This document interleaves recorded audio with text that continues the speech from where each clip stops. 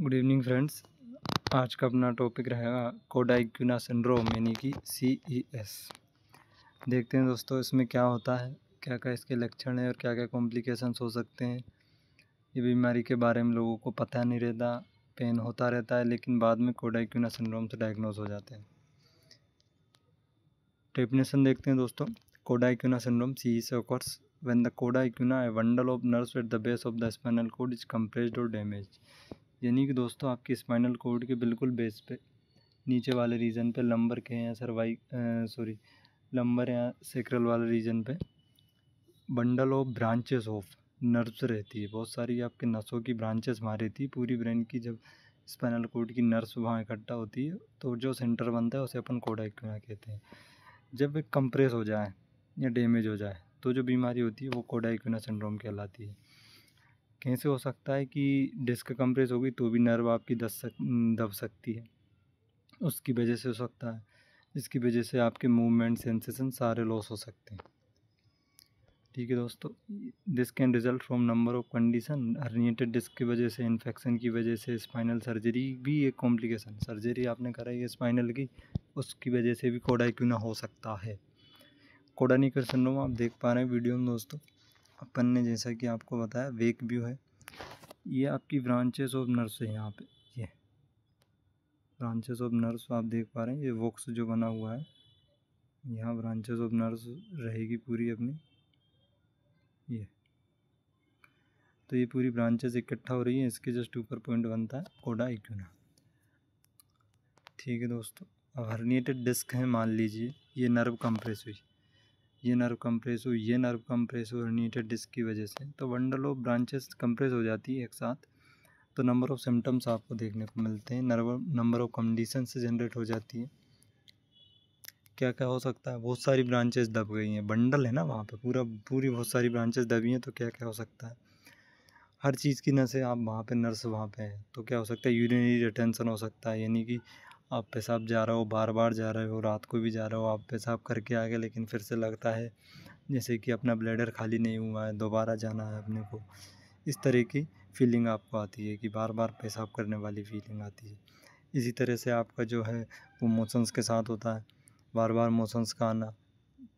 आप गए मोशंस या फिर कुछ खाया आपने, तुरंत मोशन आने लग गए, इस तरह से हो सकता है। सडन एनेस्थीसिया की सर्जरी जब देते हैं तो अगर एनेस्थीसिया देते समय भी डिस्टर्बेंस अगर हो जाए तो उसकी वजह से सभी चीज़ें हो सकती है।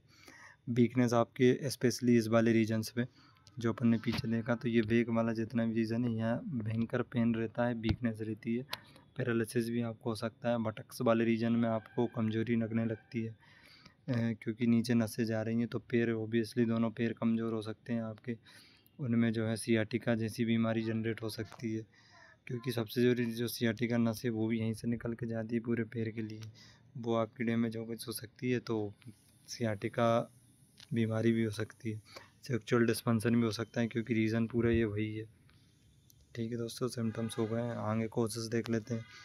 This can be caused by ruptured disc, which provides a cushion between the bones of the spine and space of the nerves to pass from the spinal cord to other parts of the body।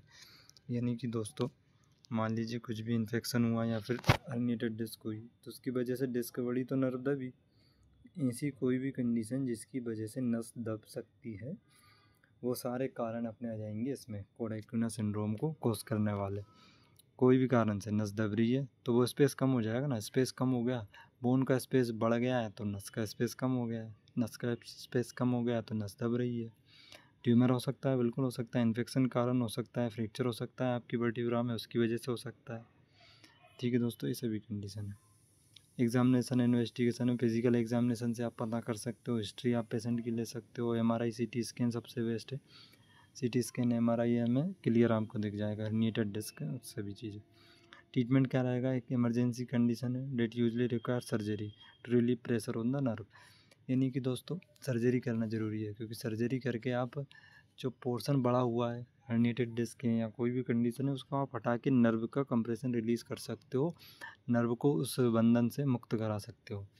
इसके अलावा जो pain relieving medicine अपन दे सकते हैं, ठीक है दोस्तों, analgesics दे सकते हैं, आइब्यूप्रोफेन वगैरह कॉर्टिकोस्टेरॉइड थेरेपी यानी कि स्टेरॉइड थेरेपी चलती है इसमें लंबे समय की, वो भी अच्छा रिजल्ट देती है। एंटीबायोटिक्स आप दे सकते हो, कोई इन्फेक्शन है तो, ठीक है। Medication for bladder and vowel function, urine में दिक्कत है तो यूरिन की मेडिसिन देनी पड़ेगी, वोवल्स में दिक्कत है वोवल्स की मेडिसिन देनी पड़ जाएगी।